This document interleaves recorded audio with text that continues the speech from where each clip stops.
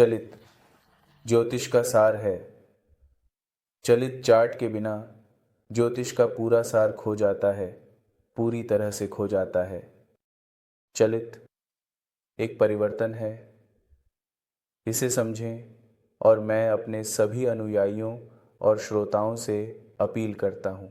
चलित ज्योतिष की रीढ़ है, क्योंकि यह न केवल यह दिखाता है कि आपका ग्रह किस सटीक घर में स्थित है, लेकिन यह उस घर से संबंधित परिणामों की परिपक्वता को भी दिखाता है जिसमें ग्रह स्थित है।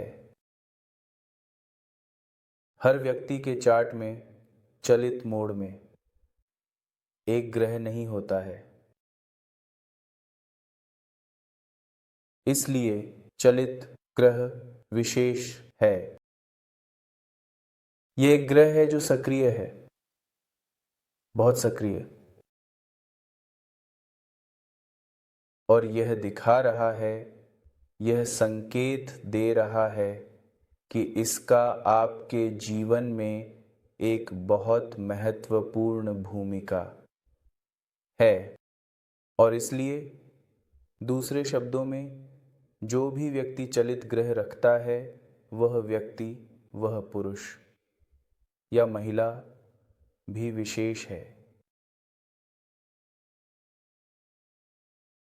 चलित ग्रह का क्या मतलब होता है? चलित ग्रह वास्तव में क्या बताने की कोशिश कर रहा है, और सबसे पहले ये कैसे पता करें कि आपके चार्ट में एक चलित ग्रह है?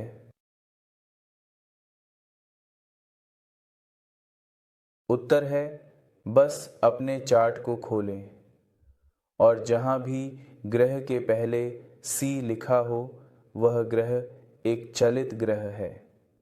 सी का मतलब चलित है। एक चलित ग्रह एक बहुत शक्तिशाली ग्रह होता है। यह आपके आत्मकारक ग्रह से अधिक शक्तिशाली है,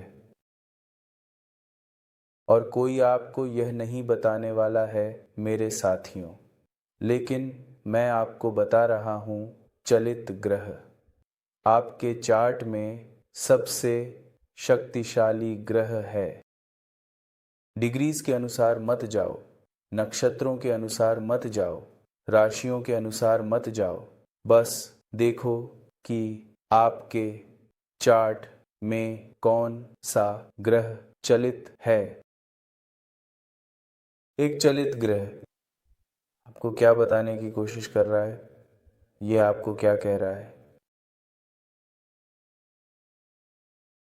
मुझे आपको आपका परिचय देने दें। चलित ग्रह यह कहने की कोशिश कर रहा है, मैं आपको आगे बढ़ाने के लिए यहाँ हूँ। मैं आपको हिलाने के लिए यहाँ हूँ, हर तरह की चीज़ें करने के लिए। आपके जीवन में आपको एक निश्चित स्तर की जागरूकता, आपके भीतर एक निश्चित स्तर की चेतना तक लाने के लिए। यदि आप सकारात्मक रहते हैं तो आपको लाभ होगा, लेकिन यदि आप नकारात्मक रहते हैं, यदि आप अज्ञानी रहते हैं, तो मैं आपकी मदद नहीं कर सकता। तो आप अपने ही हैं। चलित ग्रह बहुत शक्तिशाली है, यह गतिशील है। यह आपको दिखा रहा है कि इसका आपके जीवन में एक स्थान है, लेकिन कौन सुनना चाहता है? लोग ज्योतिष की किताबों को दोहराने में इतने व्यस्त हैं कि आत्म पूछताछ के लिए समय कहाँ है। भगवान रावण महर्षि कहते हैं, पूछताछ द्वारा मैं कौन हूँ, विचार मैं कौन हूँ सभी अन्य विचारों को नष्ट कर देगा और फिर आत्मज्ञान होगा। मुझे चलित चाट पसंद है और आप सभी को भी चलित चाट पसंद आएगा, लेकिन केवल जब आप इसके महत्व को जानेंगे। एक बार जब आप समझते हैं, एक बार जब आप किसी चीज़ के महत्व को महसूस करते हैं, तभी आप उससे प्यार करेंगे। तो आप सभी को याद रखना है, और मेरा वीडियो या मेरे उत्तर गोरा पर या मेरे ब्लॉग, यह सभी केवल एक विशेष दर्शक के लिए है, एक चयनित दर्शक के लिए जो संबंधित हो सकता है, जिसके पास एक निश्चित स्तर की समझ है। यह बहुत महत्वपूर्ण है। याद रखना कि कुछ भी स्थिर नहीं है, सब कुछ बदल रहा है। जीवन एक निरंतर परिवर्तन है। परिवर्तन को छोड़कर सब कुछ बदलता है। इसी तरह चार्ट भी हमेशा प्रगति कर रहा है। आप सभी भी प्रगति कर रहे हैं। पूरा ब्रह्मांड प्रगति कर रहा है। पूरा ब्रह्मांड स्वभाव से प्रगतिशील है। चलित ब्रह्मांड का वास्तविक सार है। चलित हमारे रक्त में बहुत गहराई से है। आप सभी प्रगति कर रहे हैं और यह प्रगति आपके चार्ट के माध्यम से दिखाई देती है, विशेष रूप से आपके चलित चार्ट के माध्यम से। किसी भी प्रगति की जड़ परिवर्तन की प्रक्रिया में होती है। जीवन हमेशा बदलता रहता है, चाहे वह अच्छे के लिए हो या बुरे के लिए, लेकिन जीवन कभी नहीं रुकता। चलित मानव जीवन का एक प्रतीकात्मक प्रतिनिधित्व है। वास्तविक परिणाम, ऊर्जा का वास्तविक प्रवाह। जीवन को बहना चाहिए और जीवन बहता है। यही जीवन की प्रकृति है। चलित वास्तव में मानव जीवन का एक सुंदर प्रतीकात्मक प्रतिनिधित्व है। यह हमें याद दिलाने का एक सुंदर तरीका है कि परिवर्तन मानव जीवन का सार है और आप केवल तभी प्रगति कर सकते हैं जब आप परिवर्तन के लिए खुले रहें। अब हम समझते हैं कि एक चलित चार्ट कैसे काम करता है। मान लीजिए एक दोस्त चेन्नई में रहता है। उसका जन्म चार्ट, उसके लग्न चार्ट में 7वें घर में केतु और चंद्रमा है। एक और दोस्त मुंबई में रहता है। उसके 7वें घर में भी चंद्रमा को और केतु हैं। अब चेन्नई के दोस्त की शादी हो गई और उसकी शादीशुदा जिंदगी बहुत खुशहाल थी। मुंबई के दोस्त की शादी हुई, लेकिन वह तलाक भी ले चुका है। वास्तव में उसके 3 तलाक हुए। इसका कारण क्या हो सकता है? कारण चलित चार्ट में पाया जाता है, क्योंकि चेन्नई के दोस्त की कुंडली में, उसके लग्न चार्ट में चंद्रमा और केतु 7वें घर में हैं, लेकिन चलित चार्ट में केतु 8वें घर में चला जाता है और केवल चंद्रमा 7वें घर में रहता है। तो उसका 7वां घर अब केतु द्वारा निवासित नहीं है। उसका 7वां घर केतु से मुक्त है, केतु से प्रभावित नहीं है, और इसलिए उसकी शादीशुदा जिंदगी बहुत अच्छी थी। लेकिन मुंबई के दोस्त के चलित चार्ट में चंद्रमा और केतु 7वें घर में रहते हैं। तो ये दिखाता है कि चंद्रमा और केतु की वास्तविक स्थिति 7वें घर में है। केतु की वास्तविक स्थिति 7वें घर में है। यही कारण है कि उसकी शादी सफल नहीं रही। यही है चलित चार्ट का महत्व मेरे साथियों। केतु उस मुंबई दोस्त के चार्ट के 7वें घर में रहता है।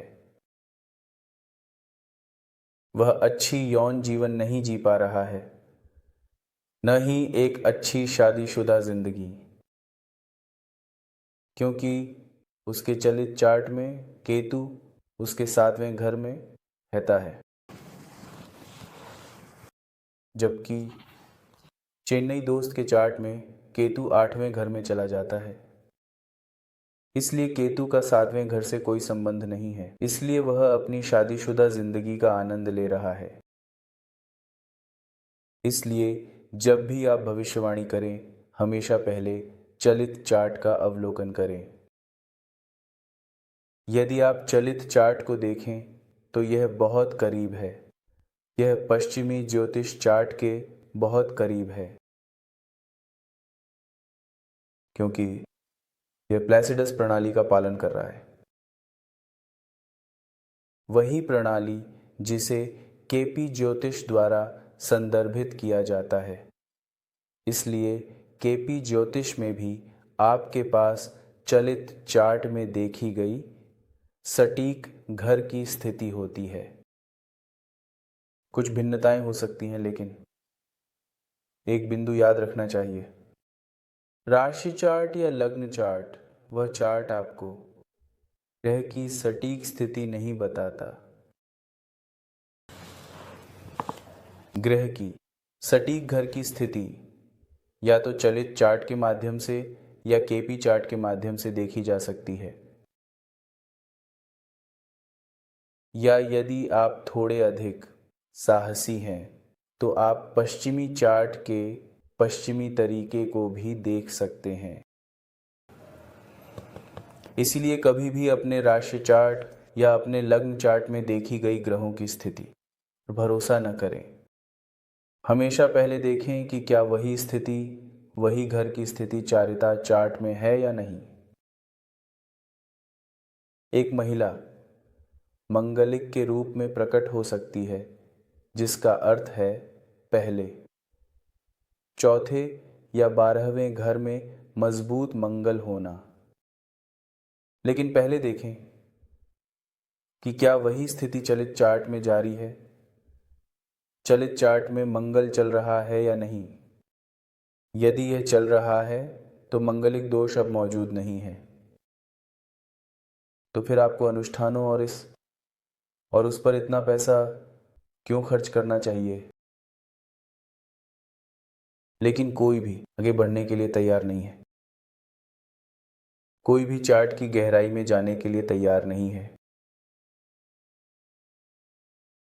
लोग केवल परिधि पर रहकर खुश हैं, और यही है जिसने मानव जीवन में अधिक समस्याएं और अधिक भ्रम पैदा किया है, क्योंकि हम केवल परिधि पर रहकर खुश हैं, हम गहराई में नहीं जाना चाहते। चलिए एक और उदाहरण लेते हैं। यदि आपका लग्न स्वामी तीसरे घर में है तो यह तीसरे घर में ही रहता है।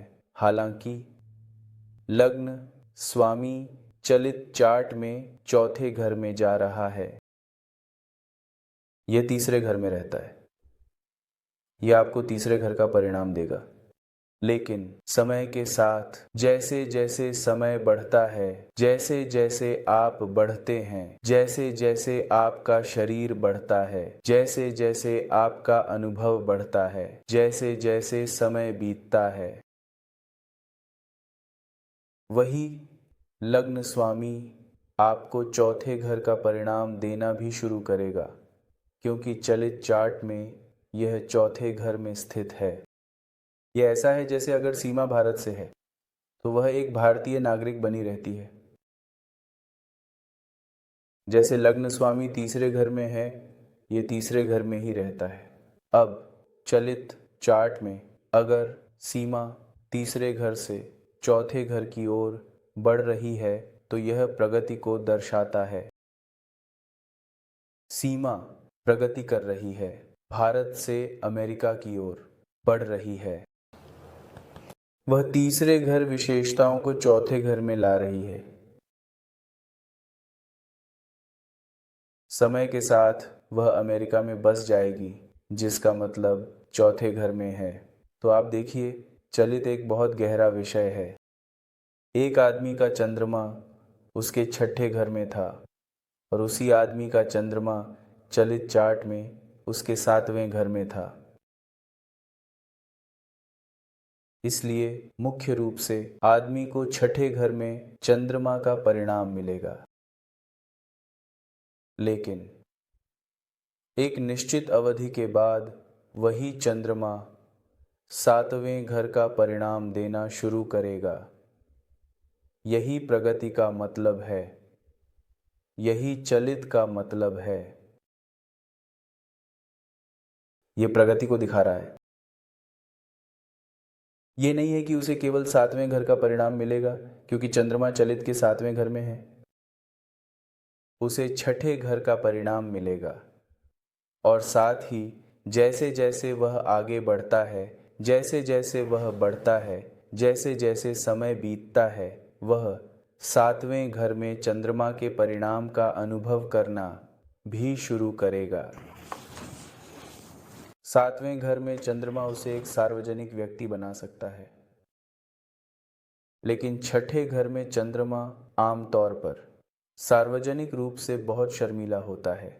वह सार्वजनिक रूप से बाहर आने के लिए इच्छुक नहीं होता।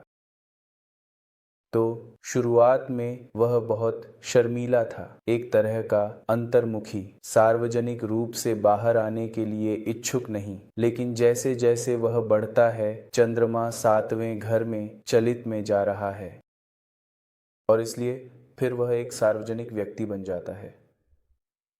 और ऐसे कई उदाहरण हैं जो मैंने देखे हैं और जो भी मौजूद हैं। तो चलित चार्ट का मुख्य रूप से यह नहीं है कि कौन सा घर कहाँ है और क्या कहाँ है। यह बहुत सरल है। सत्य बहुत सरल है, भगवान बहुत सरल हैं, लेकिन यह आपका मन है जो चीजों को जटिल बनाता है। जब तक आप मन में फंसे रहते हैं मेरे साथियों, आप कभी भी ज्योतिष की सच्ची सार्थकता नहीं पाएंगे। इसलिए प्राचीन दिनों में ज्योतिष का अभ्यास केवल ध्यान करने वाले बीइंग्स द्वारा किया जाता था। महर्षियों, प्राचीन दृष्टाओं, साधुओं द्वारा ज्योतिष एक पूरी तरह से आध्यात्मिक विज्ञान है। दुर्भाग्यवश अब यह केवल मन का एक खेल बन गया है, जबकि वास्तव में इसका मन से कोई संबंध नहीं है। मन आप नहीं है, आप मन नहीं है। मन की स्वभाव भटकना है। अब मन नहीं है, कहते हैं भगवान रावण महर्षि। ज्योतिष में कई चार्ट होते हैं, बहुत सारे, और हर व्यक्ति के लिए सभी चार्ट पढ़ना असंभव है, क्योंकि हर किसी की सीमाएं होती हैं। समय की सीमाएं, ऊर्जा की सीमाएं। सही है, ज्योतिष में महत्वपूर्ण चार्ट कौन से हैं? और सामान्य उत्तर है नवांश चार्ट या एक D60 चार्ट। नहीं, ज्योतिष में सबसे महत्वपूर्ण चार्ट या ज्योतिष में सबसे महत्वपूर्ण चार्ट मुख्य रूप से चार होते हैं। पहला आपका सूर्य चार्ट है, दूसरा आपका चंद्र चार्ट है और तीसरा आपका लग्न चार्ट है। इस त्रिट्रियो को हम सुदर्शन चक्र कहते हैं, क्योंकि इस सुदर्शन चार्ट या इस सुदर्शन चक्र में सब कुछ एक साथ आता है। सूर्य चार्ट आपकी आत्मा, आपकी स्थिति, आपकी गरिमा है। चंद्र चार्ट आपका मन है। आपके पास 1 करोड़ रुपए हो सकते हैं, लेकिन आप एक खुश व्यक्ति नहीं हो सकते। और आपके जेब में सिर्फ 1 रुपया हो सकता है और आप आनंदित हंसी में हंस रहे होंगे। खुशी के मामले में मन की स्थिति महत्वपूर्ण होती है। यही कारण है कि कहा जाता है कि खुशी एक आंतरिक काम है। खुशी की तलाश करना गलत नहीं है, गलत ये है कि आप इसे बाहर खोजते हैं जबकि यह अंदर है, भगवान रामायण महर्षि कहते हैं। तो दूसरा स्तर चार्ट चंद्र चार्ट है, मन, दूसरा सबसे महत्वपूर्ण चार्ट। और तीसरा महत्वपूर्ण चार्ट आपका लग्न चार्ट है। और चौथा महत्वपूर्ण चार्ट आपका चलिता चार्ट है। ये चार चार्ट सबसे महत्वपूर्ण चार्ट हैं। क्या होता है कि जब आप किसी चार्ट को देखते हैं और जब आप ट्रांजिट्स को देखते हैं तो आप इसे केवल लग्न चार्ट या चंद्र चार्ट या सूर्य चार्ट के माध्यम से देखते हैं, जबकि वास्तव में आपको इसे इन चारों चार्ट के माध्यम से देखना चाहिए, इससे पहले कि आप किसी निष्कर्ष पर पहुंचें। यही कारण है कि सुदर्शन चार्ट या सुदर्शन चक्र का इमेंस महत्व है। बाकी सब बाद में आता है, नवांश और अन्य D60 और D10 और D12 चार्ट तो साझा करने के लिए बहुत कुछ है, लेकिन मैंने सोचा कि मैं आप में से कुछ के साथ एक अनौपचारिक बातचीत करूंगा, खासकर जो मेरे उत्तरों को क्वोरा पर पढ़ रहे हैं और मुझे YouTube पर फॉलो कर रहे हैं। संयोगवश मैं आप में से प्रत्येक पर जोर दूंगा कि आप मेरी किताब नो माइंड पढ़ें,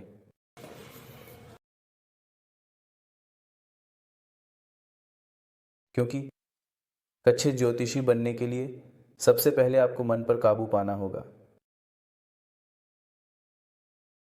यह एक असली ज्योतिषी बनने की दिशा में पहला कदम है। और मैं ज्योतिष या ज्योतिषी को आध्यात्मिकता से अलग नहीं मानता। आध्यात्मिकता एक विशाल महासागर है और ज्योतिष इसका केवल एक छोटा सा हिस्सा है। मैं आप सभी के साथ और अधिक साझा करूंगा, लेकिन अभी के लिए आप सभी अपना ख्याल रखें और सुरक्षित रहें, मास्क पहनें। आप सभी से मिलूंगा।